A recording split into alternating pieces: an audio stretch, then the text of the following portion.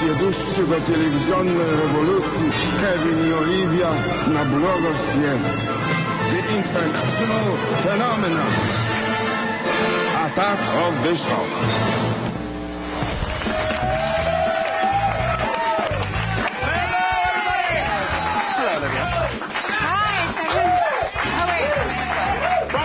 Show, TV's only source for all the stuff you care about. I am Kevin Pereira. You are indeed. You are. I'm Olivia Munn, everyone. We are coming to you live from the Newport Studios in Los Angeles. Before we go any further, yes, what's up? I just kind of want to offer a super congratulations to me for correctly calling the outcome of yesterday's Tackler Bowl. Now, given that great speeds tend to be more applicable to the game of pork skin, it would take a miracle for New Orleans to win the ball match. Fortunately, one of the Saints' primary roles is, in fact, to perform miracles. So my choice for pigskin ball champion is New Orleans. Look for them to take it in the third. Yeah. Take it in the third. Yeah. They did. Look at you. You totally called it. They did the mini punt, and boom, they got the ball back, and it totally turned the game around. Wow. You know what? I didn't believe you the other day, but you really do know your sport. So how much did you gamble and win on that one? I actually bet on the Colts, so... Oh, would you really listen to me for sports advice? Really? Next time, huh? Oh, I'll get it next time. Yeah. You were at the game, right? I was at the game. My life this weekend was like The Hangover. Yeah, are you all right? Complete with a midget strip club and...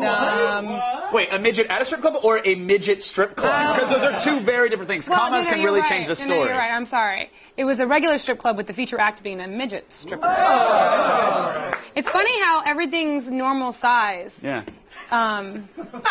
It was like her vagina was like waving at me. Like, she went upside down and was like floppity flop. Oh, that's nice. Did you wave back? Did you take a souvenir photo? I was like, hi. Oh. Like, oh no, let's not wave at that. Hey, on the show today, we have video proof that Alex Trebek is a total dick. Yeah! And it's not an SNL clip of Will Ferrell. What is around the neck, Alex?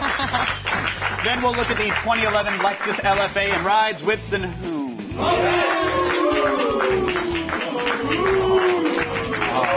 I'm smiling, but I'm filled with hate. I have a question. Sorry, real quick. Yeah. What's a hoon? We don't know! Can someone KGB it? The hell is a hoon? Only 500 will be made, so plunk down your $375,000 deposit on that Lexus right now.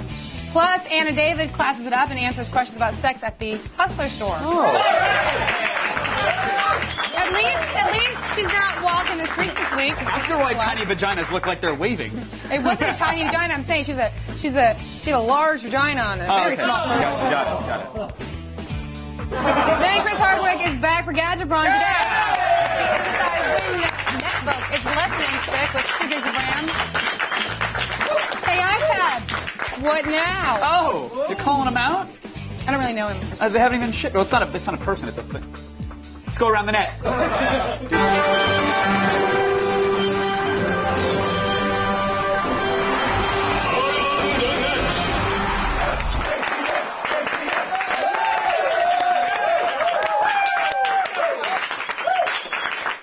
Correct me if I'm wrong, man, but I think... You're wrong. Okay, don't correct me. I think there are about a million reasons to not live in Baltimore. I mean, there's the drugs, and then the violence, and now the Glenn Beck of weather.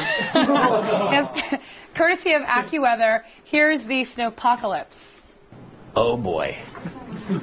14 to 22 inches of snow. Oh boy.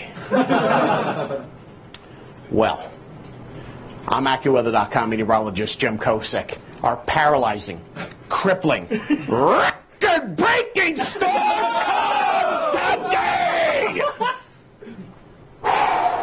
And problem number one to start it all today, 35 degrees. So when the snow comes in, kicks temperatures down sub-freezing, so what initially melted turns to black ice. That's only one problem. Problem number two, 14 to 22 inches of snow!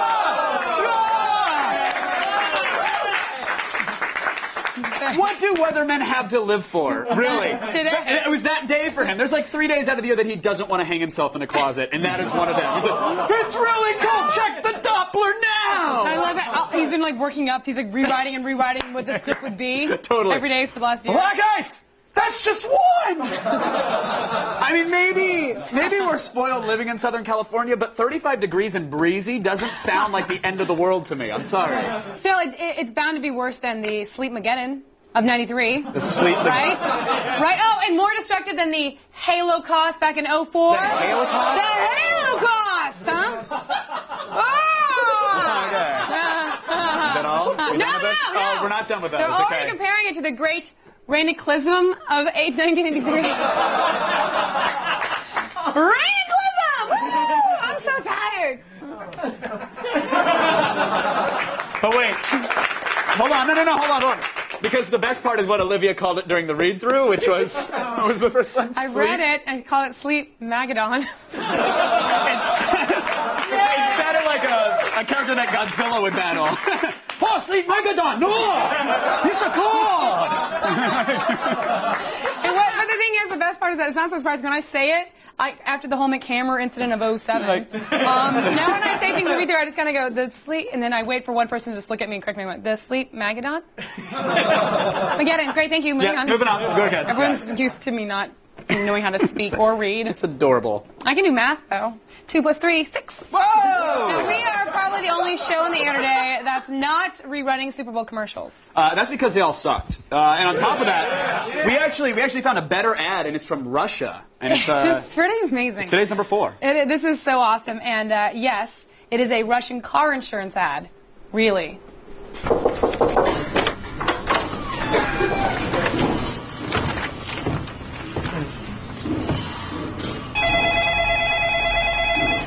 Я насчет выплат по ОСАГО.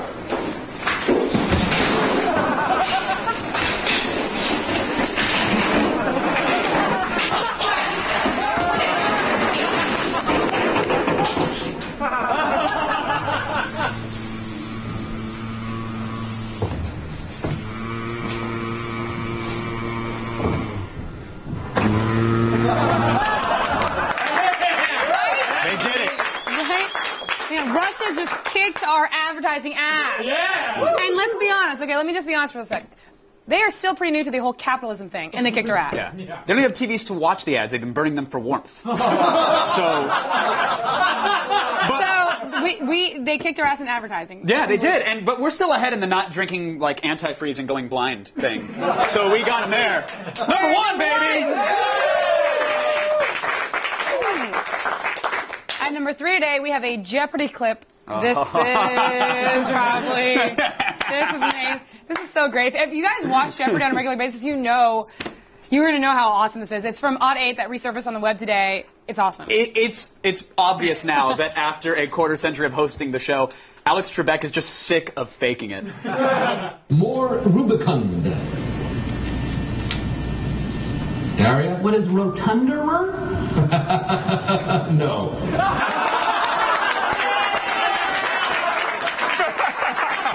No. Oh! One more again? Delightful. One more again. One more again. More Rubicund. Daria? What is rotunderer? No.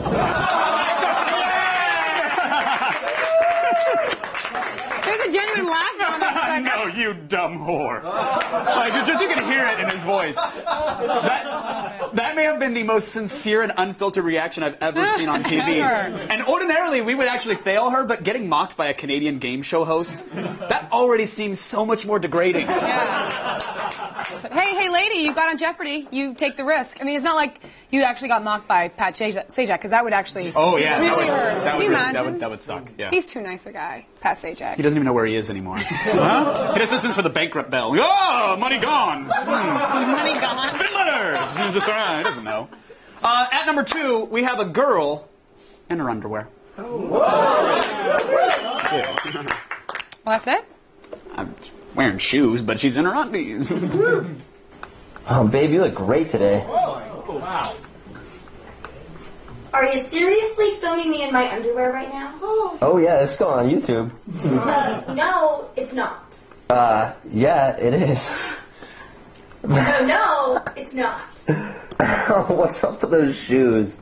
You don't laugh at my shoes, they're Skechers. Yeah, they look like moon shoes. They're supposed to look like moon shoes. They're called shape-ups. Like, I walk around in them all day, and they shape up my legs and my butt. Again, this is not going on YouTube, because I do not want the world to see me in my underwear. Are you kidding me? This would be a great Skechers ad.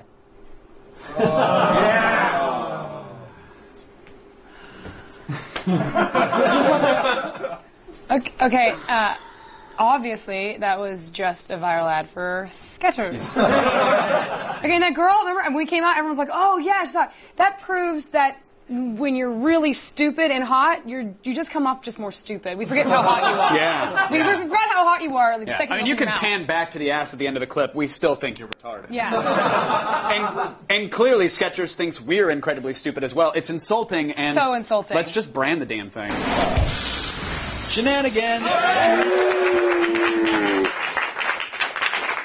have to say, That's bad. That wasn't even really trying bad. at all. It was bad. so bad, and you cast bad people, and I'm very mad at you, and I have to say, an outrage. I mean, Kevin, would you actually wear Skechers after seeing this? No, not before, and definitely not after. But would you? No way, no. What about Alex Trebek? No. I think we all agree. Yeah. That's what I thought. See, Skechers, even Trebek hates your shoes and hates you. Yeah. They always say, there's no such thing as bad publicity. This is bad publicity, That's Skechers. bad publicity. You know what you need to do? You need to shape up. Because that's the name of the show. Just walk around in them for a little while. Skechers would have been better off hiring us to just make fun of them instead of hiring that. What are you doing? I'm just shaping up. I'm just keeping it firm. You wear those? You ever wear those screw shape-up shoes? Skechers. First of all, those kind of shoes don't work. Girls, you need to go do some squats and stop eating so much. The more you know. Still ahead, it's raining men in today's number one. It only sounds like a Pride event or Super Bowl clip. There's more. There's more to it. Are you sure? Okay. There's more to it.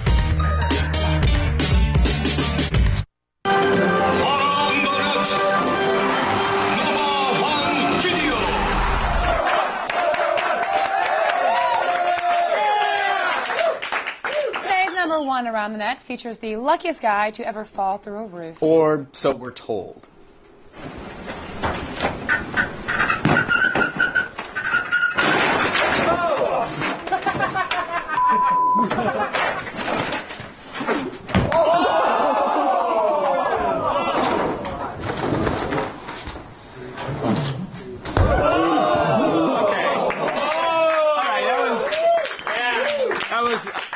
I guess I was pretty lucky, Pretty? What are you talking about? It was just kind of, I wasn't the luckiest guy, I'm just saying. Did you see it? Well, I saw that, but I've also seen luckier.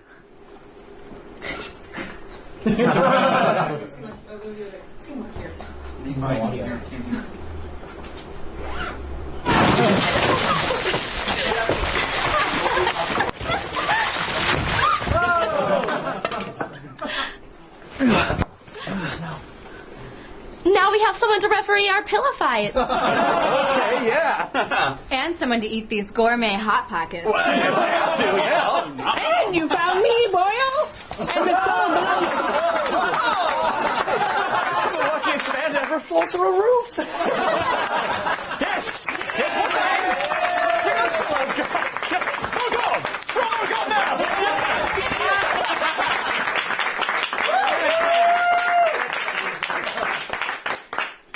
Pretty lucky roof to fall through. Was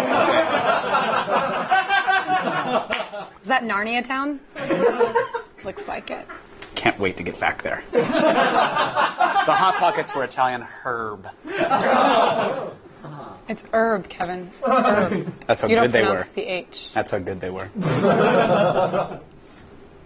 To get your daily viral fix and to check out all the viral videos we have to offer, go to g4tv.com/aroundthenet. So today's rides, whips, and hoons.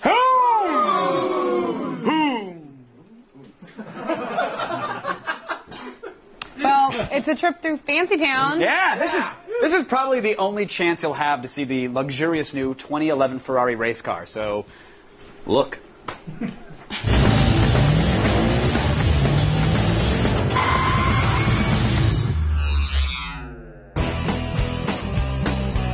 You better buckle up. because we're leaving safety and affordability behind to check out some of the fastest cars about to hit the road.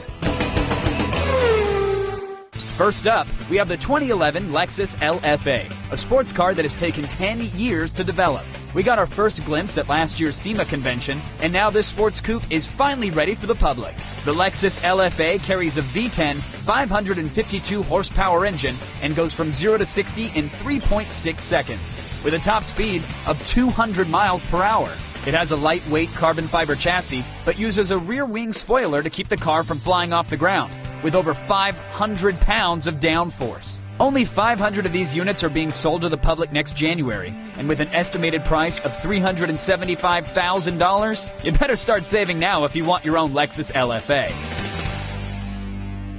If you're looking for a true racing car, Ferrari's Formula One team has just unveiled the new Ferrari F10. With the 2009 Ferrari F60 only winning 1 out of its 17 races last season, Ferrari has decided to give their race car a major overhaul.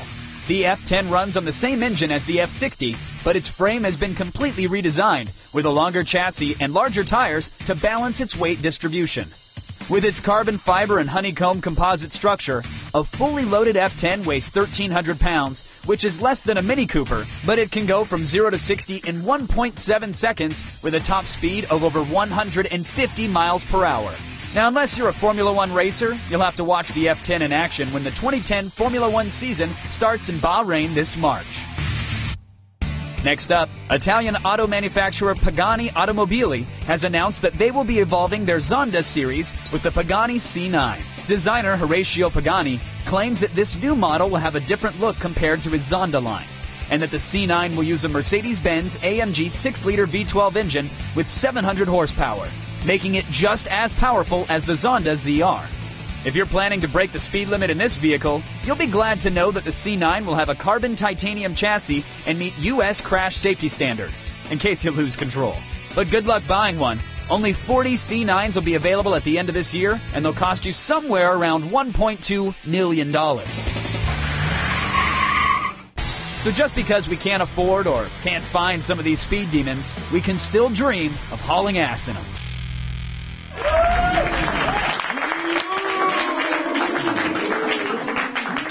You guys okay? You guys okay? Yeah. Cool. So if that Ferrari or Lexus is too expensive, you can actually put yourself into any model of Toyota. Mm-hmm. Which is probably acting like a race car at the moment anyways, right? Oh! Toyota joke. People lost their lives. Too soon. And in the loop, we'll discuss the hundreds of thousands of cars that Toyota is recalling. Hoon! No, that's not the time to do it. No. Oh. And why the Prius will be the next car added to the list. How about that? Okay. Why are you guys clapping? It's a recall. It's a recall. We're going to try to figure out what's wrong in Japan. And then Anna David takes sex on the streets to the hustler store. Dump a guy with a girlfriend who's addicted to porn? Really? I'll take that man's burden. Bring it on. And later in Gazapon with Chris Hardwick. Ooh! It's got a 12-inch LED 2 gigs of RAM and it's less than inch. You tell me when to yell it.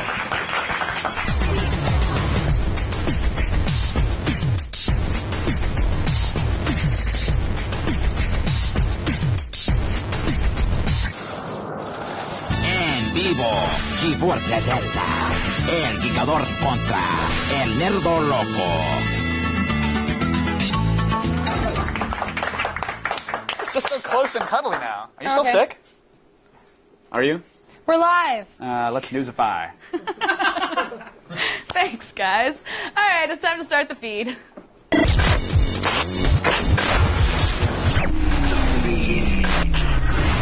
Today is Monday, February 8th, and here are your top stories. In order to address complaints about brake system problems, Toyota is preparing to recall more than 270,000 Prius hybrids worldwide. Toyota has received more than 100 complaints from Prius drivers in both the U.S. and Japan that their anti-lock brakes failed momentarily while driving on bumpy roads. Further, the problem is suspected in 4 crashes that have caused 2 minor injuries. Toyota has already recalled more than 7 million other cars for repairs over a sticky accelerator and floor mats that get caught in the gas pedal. We'll have much more on the fallout coming in the loop. Internet search giant Google is developing software for the first phone capable of instantly translating foreign languages. The phone, built on existing technologies in voice recognition and automatic translation, would analyze packages of speech, listening to the speaker until it understands the full meaning of words and phrases before attempting translation. Google hopes to have a basic system ready within a couple of years. If it works, it would completely revolutionize communication among speakers of the world's 6,000 plus languages. I know one of those. Barely. And finally, it looks like Microsoft may be teabagging some original Xbox users. Ruh-roh! The general manager of Xbox Live, Mark Whitten, announced they plan to discontinue the online service for all original Xbox games, including Counter-Strike and Halo 2, starting on April 15th. Yes, even games that you can play on the 360 and digital originals that you downloaded. Now, back in 2009, G4TV.com reported that Xbox Live's cap of 100 friends is due to the limitations set by Halo 2 on the original Xbox. So, the end of Live support for the original Xbox may mean the end of the 100-friend limit. It does not mean I'm accepting your friend request, people. Sorry. I'm Allison Hayslip, and you've just been fed.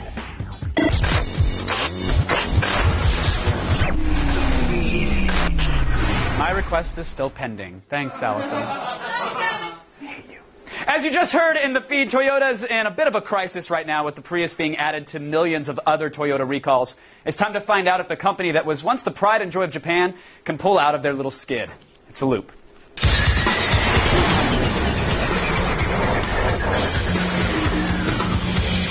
Joining me now from New York to help us make sense of it all, editor-in-chief for Jalopnik.com, Ray Wirt joins us. How are you, Ray?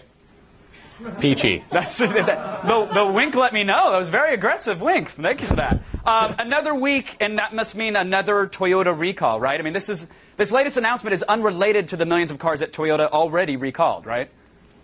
Yeah, it's a third recall in 3 months, and this one is the halo vehicle for Toyota, the Prius. So it's going to be a question of whether or not this is going to be the straw that breaks the camel's back for consumers, or if it's going to be just another recall. Sure. I mean, what exactly happened on this one? I know the first problem was something with the gas pedals or whatever. Wozniak found problems with software. Some of them were transforming and trying to kill Shia LaBeouf. And now I'm told that the brakes are failing on the Prius.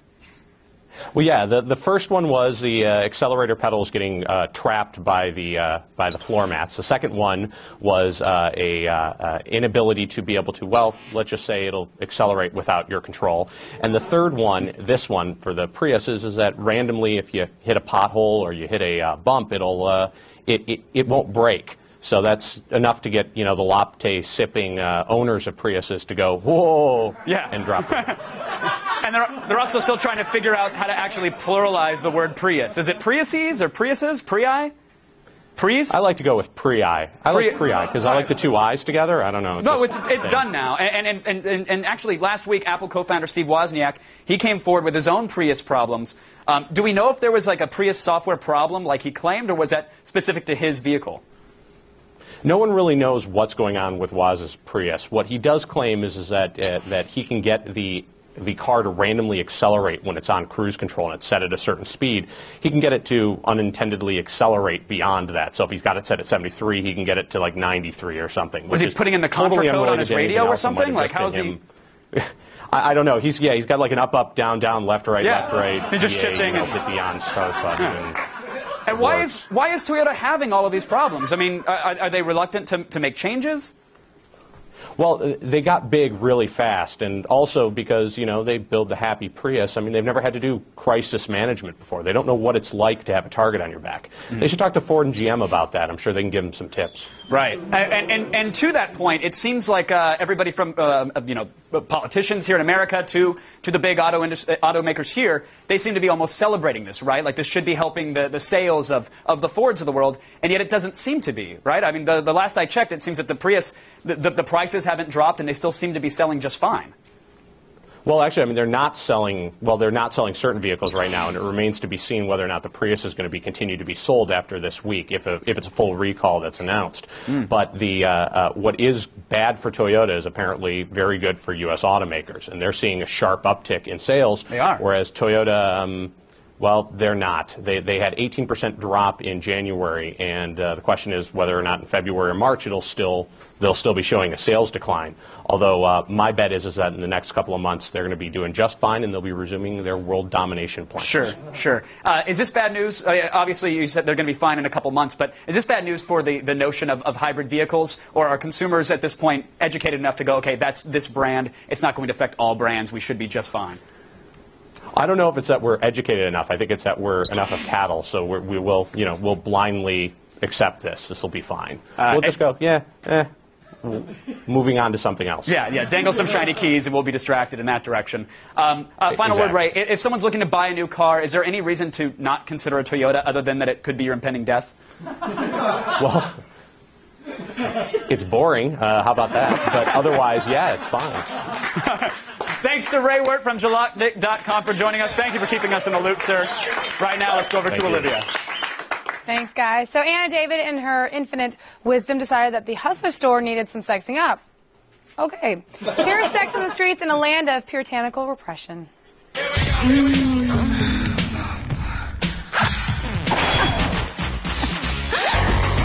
I'm Anna David here in San Diego. With millions of people getting it on, there's bound to be a need for sex advice. So I'm at Hustler Hollywood in San Diego to help out with the issues. In your pants, or whatever this is.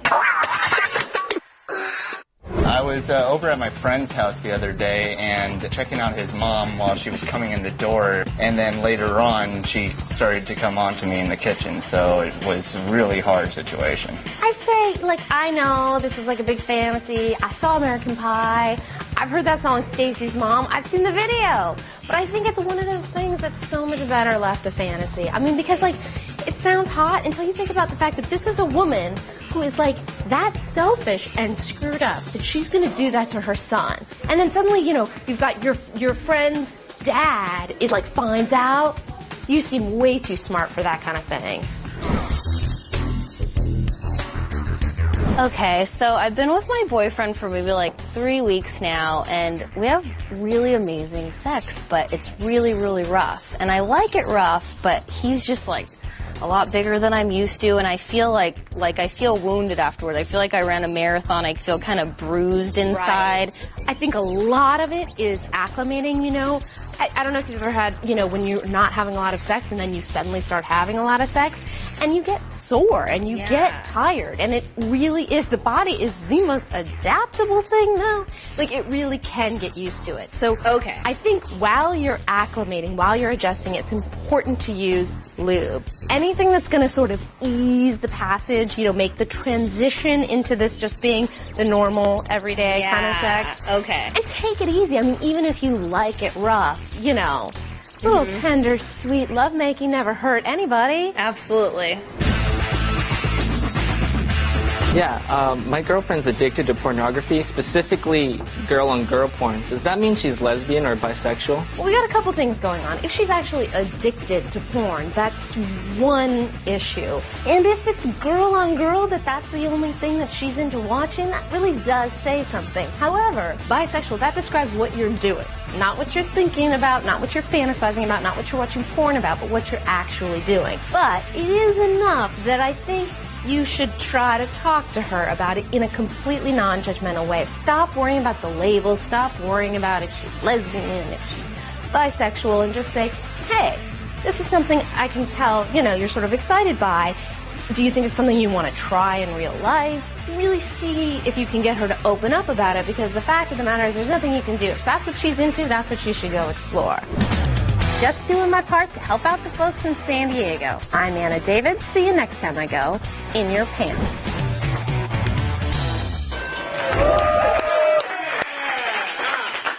Why do they sell coffee at the Hustler store? You don't want to know. It ain't for drinking. Get it. What's it for, then? French pressing? Could be a move. I don't know. Urban Dictionary. I'll add it tonight. Okay, guys, it's time for me to attack these cool concepts.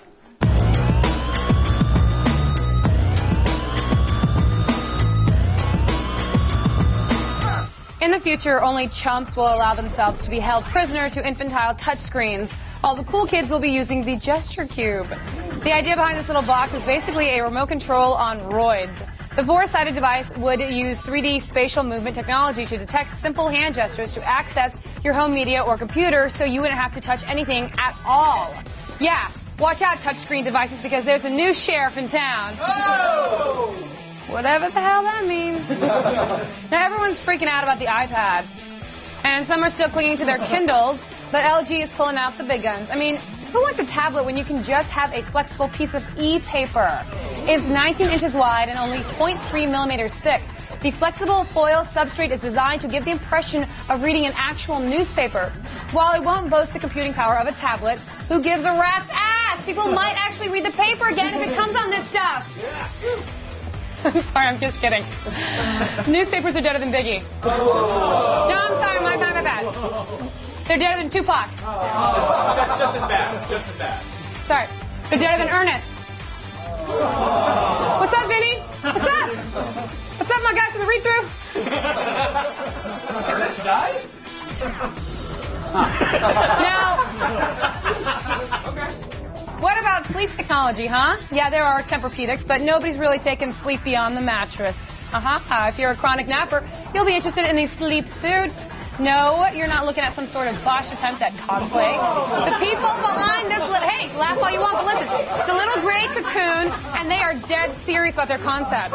It's made of, listen to me, shock-absorbing Eva foam, and uses a special design to balance support so you can literally sleep anywhere, anytime. Now, people might look at you like the neighborhood drunk, but screw them. They're just jealous. You're sleeping. And finally, with everyone... Oh, it's funny. The guy looked like an idiot. Finally, with everyone going green, you'd think computers would have become a bit more eco-friendly by now. Apple's got a few things going on, but they've got nothing on the disposable paper laptop.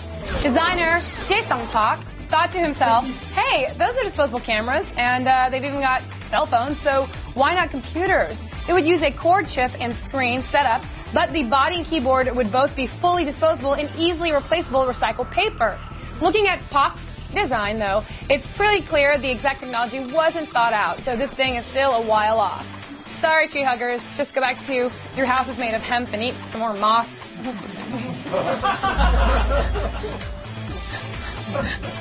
Tree hugger toe. Head on over to g4tv.com/AOTS for info on all these cool concepts and more. Stay tuned. It's a jumbo gadgeton about a tiny computer. It's Mr. Chris Hardwick. It's got some of the best video playback on any netbook. Stick around.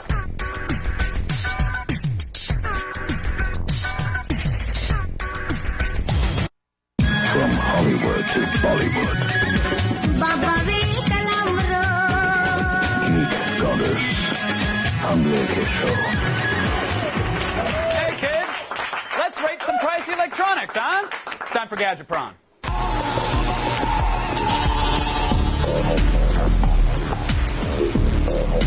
Chris Hardwick, ladies and gentlemen! Everybody. First of all, I figured out what French pressing is. Oh, yeah? That's when you drop your beans onto someone's upper lip and you make a nut mustache, like a big old French nut mustache. And they surrender. Oh, yeah. Oh, what have you done to me? Even if it's a woman, she sounds like that. Our stage manager is actually holding the device we're going to show you. I think he wants to play with it or something. He's French pressing can we it get that as we back? speak, actually. Is that right? Can we get back that off? Hey, Andy! All right. He's not union, so change it up. Yeah, thanks, Steve. Let's see how this machine handles video, shall we? All right, it's time for Netbook Theater. MSI is helping to usher in the next generation of netbooks with the Wind U210. This little powerhouse packs a 12.1-inch LED backlit screen and ATI Radeon X1250 graphics card for some of the best video playback and gaming a netbook can offer. Add to that an Athlon Neo processor, 2 gigs of RAM, and HDMI output, all in a package only 0.55 inches thick, and you've got yourself the little computer that could for $430. I know. I didn't even watch the Super Bowl yesterday. I just watched Doctor Who all day. Oh, did you? I seriously did. I was my puppy day. bowling it picture in picture. And I mean the game was in the picture in picture box. The puppy bowl was the larger portion of the screen. Puppy bowling also sounds like something. Kevin, let's talk about this. MSI normally does a great job with their laptop design. This one is a bit on the meh side. Yeah. It's only okay. At its thinnest point, it's about half an inch thick. The majority of it, though, is over an inch thick. It's a little unwieldy. I don't like it. Like, I wouldn't even want to bludgeon somebody with this laptop. And it weighs a little over 3 pounds. It's a little on the heavy side. And it's got the protruding battery. Right. I mean, was that a problem for you? That seems... Well, I mean, it's going to be a little chunkier fitting into your backpack or whatever. It does make a perfect handle for the when you cart it around. Like, I'm on a mission to get things done on a computer that's just okay. And the plastic, does it feel cheap? Yes, it's it like does. recycled Stormtrooper. It is recycled Stormtrooper. Cosplaying Stormtrooper, not actual Stormtrooper. When the Stormtrooper goes down, they just flame out the corpse inside and they turn it into a laptop. Yeah. That's how they make these. Is it feel flimsy to you? And it does feel a little flimsy. I mean, you even see just like bouncing on it, you can hear it. You know, it's not an expensive sounding device. Okay, well it's actually a 12-incher, which is larger than most netbooks. I think at that point it's a laptop, right? I mean, now there's all these categories for mobile computing. This is like ultra portable. This is a lap pad. Yeah, an exactly. ultra net device. It's pretty much a laptop. It's a laptop. It's not so much a netbook, I don't think. Is the 12-inch screen and the larger keyboard, is that an advantage or does it just get in the way? I mean, it definitely helps. The keyboard is large enough to make typing comfortable, which a lot of netbooks don't have unless you got tiny meerkat hands.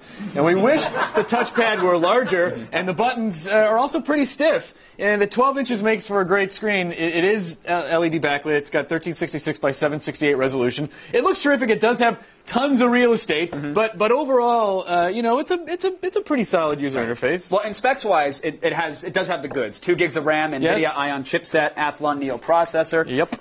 MSI, though, they chose for whatever reason, I don't know if it was a practical joke and someone didn't catch it before it got off the assembly line. Right. But they put Windows Vista on it. Hooray! And not XP or 7. And it's got to take a performance hit because of that, right? Yeah, it really does. Why would you do this? When you're booting up, it takes a ridiculous minute and 5 seconds to boot this puppy up. Yeah, this entirely defeats the purpose of having a netbook, which is supposed to be like ready to go at any time, just like a high school student in sex. So PC Mark Vantage scored an abysmally low 1,400 points. Wow. Now, even though the NVIDIA Ion graphics are supposed to give a huge performance boost, Vista was like, I'll take that boost, yoink, and that was pretty much that. Thanks. Overall, we were very, very disappointed because we've seen other netbooks do way better with the same hardware. So we were very confused by this. All right, well, $430. It's not bad for the win. This is the U210. Right. On paper, sounds good. Is it worth it? Well, before I get that, let me just tell you that we did contact MSI about they are coming out with a Windows 7 version of this. Okay. Sometime soon. There was an upgrade. You could get a free upgrade to Windows 7, but that just expired. Oh, I don't know why you wouldn't just have that forever, but they decided January was enough. So, all right. So as that stands, as it stands, I don't really think it's worth it. You know, MSI, like I said, they had this Windows 7 upgrade, but now it's over. So if you really like the MSI design, maybe wait a couple months until the XP, the U230 is the name of that model, and that's they say a few weeks, could be a few months. Right, we don't know exactly. I'm worried. Well, what are we giving this thing? How many seals?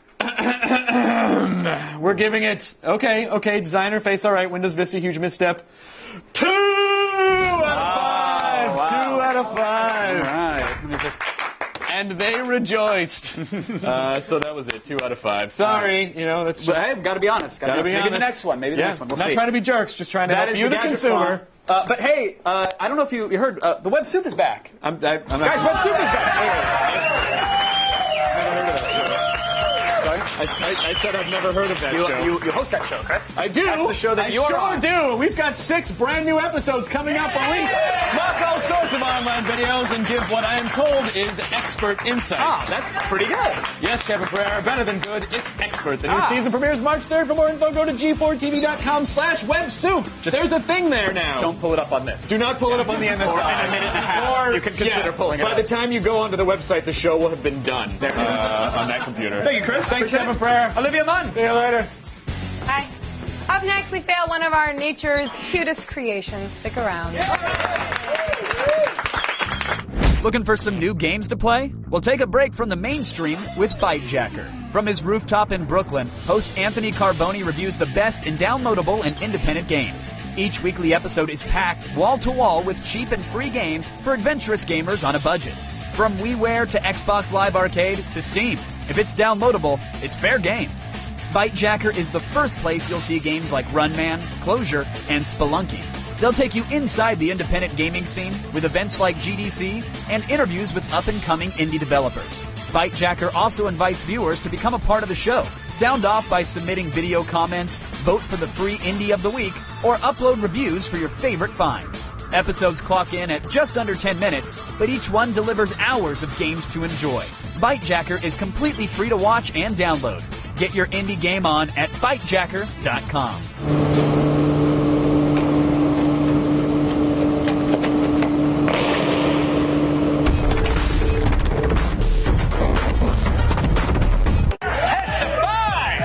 Coming up tomorrow on an all-new AOTS, Brian Posehn will be here live to talk about the new season of The Sarah Silverman Show. And in a sneakerheads far, far away, Allison goes to New York for the release of The Skywalkers from the new Adidas Star Wars collection. And then it's DV Tuesday. Chris Gore will review A Serious Man, Halo Legends, and The Stepfather. See it tomorrow. Welcome back, everybody. You're just in time. Just in time, everybody, for today's epic fail. Glad I made it. It's been said by a person that to discover true beauty, grace, and elegance, one needs to look no further than the natural world. Well, to prove that person wrong, we look no further than the natural world.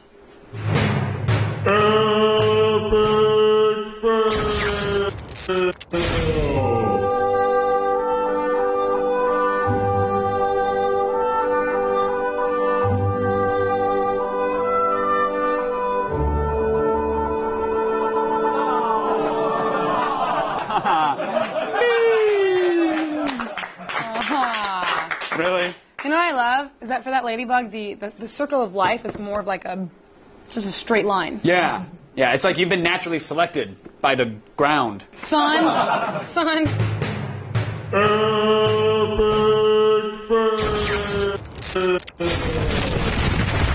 miss You've been naturally selected by the ground, son. I miss you tackling, mofos. You guys, I didn't know you were doing that this weekend. I played in the celebrity football thing on DirecTV, and I had 2 tackles. One was Michael Clark Duncan. And then one time Eli Manning, my coach, goes, rush the quarterback. And I go, I don't know what that means. And he said, watch this girl and then go rush the quarterback and don't let on your sights. I rushed it so good that he threw the ball away. What? You're all pro. I'm all pro. You're all pro, man. What? Wait, is that the... And you played in thigh highs. Incredible. I was the only girl that brought my own thigh highs from LA, and there's a bunch of Playboy models. And I thought, what are you guys thinking? That's where you wear them. Up here. Who knew? Go to g4tv.com/AOTS for all the things you saw today and more.